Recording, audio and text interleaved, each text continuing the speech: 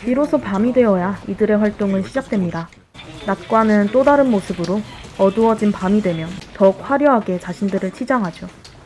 그들을 더욱 돋보이게 만들어주는 것은 손에 찬 시계, 그 이상도 이하도 아닙니다. 하지만 이런 것들을 충족시키기 위해서는 돈을 빌리고 갚아야 하는 무한의 궤도의 싸움도 필수입니다. 첫 번째 선수들이 입장합니다. 그들만의 닉네임을 가지고 자신이 아닌 그 이름으로만 이 세계에서 존재하고 살아갑니다. 물론 그들을 고르는 손님들의 취향에 맞아야지만 그날 돈을 벌 수 있는 것이고요. 운 좋게 손님의 취향에 맞게 된 한 선수가 있네요. 대담하게 여자의 마음을 쥐락펴락하는 오늘의 선수 승우입니다. 너 그러다 뺀치 먹어. 하지만 이날따라 일이 잘 풀리지 않는 모양새입니다. 아무래도 사람의 외로운 마음을 채워줘야 하는 직업이다 보니 흔히 일어나는 일들인 것 같습니다. 여기 손님 와서 걔 진상 부리면 좋아 안 좋아? 야.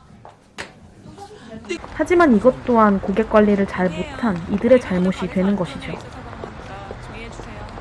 갚아야 할 돈이 있는 재현은 자신의 동거녀인 한별에게 돈을 빌린 듯 보입니다. 내가 내 돈 아니라서 빨리 입금하라 그랬잖아. 내가 좀.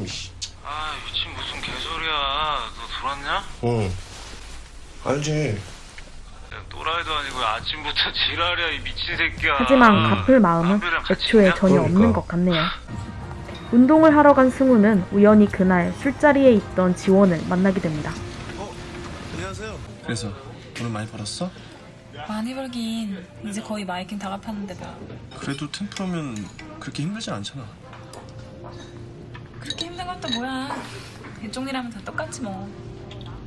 그래도 2차 안 나가는 게 어디야. 같은 업계에서 일을 하지만 무언가 다른 모습들을 보여준 지원에게 일종의 호감을 느끼게 되죠. 여전히 정신 못 차리고 또다시 도박장에 들어간 재현. 오늘도 뼈저리게 맞고 다짐을 받습니다. 한편 결국 지원의 집까지 오게 된 승우는 그녀의 집 화장실에서 한 다발에 칫솔이 있는 것을 발견합니다. 너 진짜 내가 좋아? 귀엽잖아.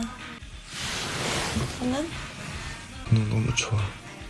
쉽게 사랑에 빠질 수 없고 또한 쉽게 마음을 주지 말아야 하는 승우에게 지원과의 관계는 혼란으로 다가옵니다. 그녀의 집에 찾아가지만 낯선 남자 차에서 내리는 지원을 보게 됩니다. 얼버무리는 지원을 믿어주죠. 근데 왜 이렇게 버벅거려? 오빠가 갑자기 나타나서 막 물어보니까 그렇지. 내가 먼저 해준다 그랬다니까. 걔는 나한테 아무 말 안 했어. 그러니까 공사지. 여전히 드는 경계심을 떨칠 수는 없었습니다. 자신이 일하는 이 바닥의 사람들은 다 비슷한 생각을 갖고 있는 것을 알고 있기 때문이죠. 기원이한테 이거 하나 물어봐봐. 3,000을 월 300씩 할부로 주면 안 되냐고. 만약에 오케이 하면 너랑 살 마음이 있는 거고 아니면 100% 공사야. 내가 마이킹 해주기로 한 거 있잖아. 재현의 충고를 들은 승우는 집으로 돌아가 지원을 떠보게 됩니다. 하지만 예상과는 다르게 순수히 대답을 받아내죠. 그럼 그렇게 해야겠다.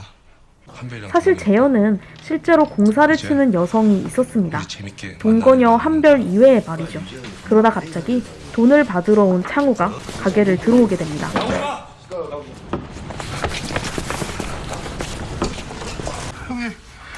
애절한 사랑꾼 마냥 울부짖으니 결국 미선은 그들이 원하는 대답을 합니다. 하지만 한별에게는 온통 의심투성이인 재현의 모습에 결국 다툼 끝에 집을 나가게 되고 화려해 보이던 재현의 모습은 실상 아무것도 없는 신세였습니다. 다 내 거야. 착해 내놔. 착해 왜? 내 돈 주고 산 거잖아. 내 돈 500 들어갔다. 어? 그래? 그럼 그거 까고 2,500만 갚어. 착해 내놔. 에이씨 빨리. 끝나고 오빠 집에 갈까? 나 도시쯤 집에 가서 내 짐 뺄 테니까 한 3시간만 자리 좀 비워줘. 미선의 부탁에 재현은 한별의 집에 가게 되고 이곳에서 삼자대면을 하게 얘가 됩니다. 자기 돈 잘 번다 그러지? 야. 돈 빌려주면 한 달 안에 바로 준다고 안 그래? 야야야 너 왜 이상한 소리 하고 그래. 가자 이상. 자신의 일을 하고 있는 승우에게 여자친구인 지원이 찾아오게 됩니다. 하지만 손님과 그들에게 자신을 팔아야 하는 직원의 입장으로서는 이 만남이 그리 유쾌하지만은 않겠죠. 다음날 냉랭해진 둘. 필요 근데 또한 오빠한테 보내면 재현은 150 자신이 열심히 공사를 치던 미선이 나한테 먹고 어느 날 떨어지는 돈 150만 원만 넣어놓고 연락을 끊었다는 것을 알게 되고 찾아가게 됩니다. 야, 이 새끼야, 너 인생 그렇게 살지 마. 내가 해달라고 했어? 어? 네가 해준다고 이 씨발년아. 아니 내가 해달라고 그랬냐고. 사랑한다고 이 씨발년아. 그러곤 또다시 한별의 집에 찾아가게 되죠. 이곳까지 찾아온 창호에 의해 더욱 험한 꼴을 보게 되는 재현. 잡아낼 거니까 그렇게 알고 있어. 술 먹었어? 한편 술에 취해 들어온 지원은 나한테 승우에게 한 달에 이런 500씩 얘기를 주는 거 꺼내게 있잖아. 됩니다. 그거 2달 치면 먼저 주면 안 돼? 나 아는 사람이 있는데 미국에서 옷이랑 신발 같은 거 수입하거든? 근데 그 사람이 나한테 물건을 싸게 대줄 수 있대. 하지만 불안을 느낀 승우는 지원의 핸드폰으로 그 사람에게 전화를 걸어보게 되고 남자임을 너 확인받습니다. 혼자 사는데 왜 이렇게 칫솔이 많아? 마음 한구석에 있던 그 많은 칫솔들의 그 이유, 많은 칫솔 네가 다 쓰지. 표면적으로는 칫솔일 뿐이겠지만 이것은 곧 이 집에 들락거리는 사람은 나뿐이 아니었다는 얘기가 네가 되겠죠. 말한 사람 한번 만나볼게. 숨기려는 사람은 영원히 왜? 숨길 수 없듯이 그냥 내가 알아서 이상한 할게. 낌새를 느끼는 사람 또한 더 이상 뭘 물러날 네가 수는 알아서 해. 없는 노릇이었습니다. 야 그런 거 남자들끼리 만나서 얘기해야 더 좋은 거야. 뭘 남자들끼리 만나. 야 됐고 지금 그 새끼한테 전화 걸어봐. 무슨 일이야 아침부터? 너 그냥 가. 미안해, 그냥 가. 누구신데요? 나 지원이 남자친구인데. 너 씨발 새끼야. 너 지현이 다치. 결국 자신의 화를 주체하지 못하고 폭행으로까지 이어진 승우. 더 이상 돌이킬 수 없게 되어버립니다.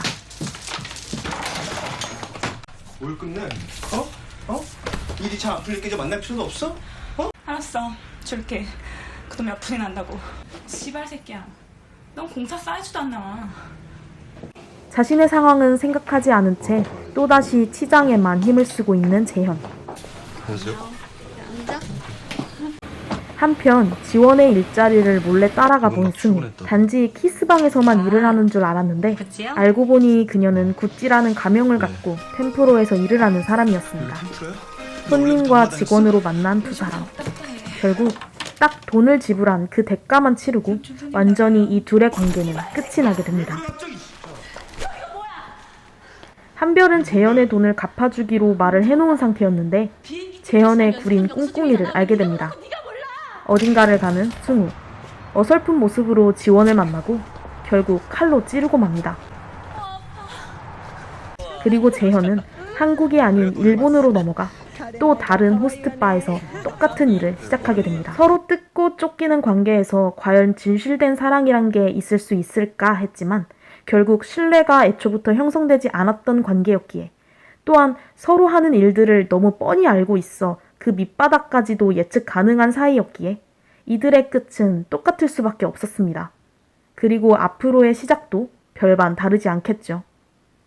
무한의 회전을 돌듯 이들의 사랑은, 아니 남녀관계는 이 굴레에서 벗어날 수도 달라질 수도 없었습니다. 영화 비스티보이즈였습니다. 재밌게 보셨다면 구독과 좋아요 부탁드립니다. 감사합니다.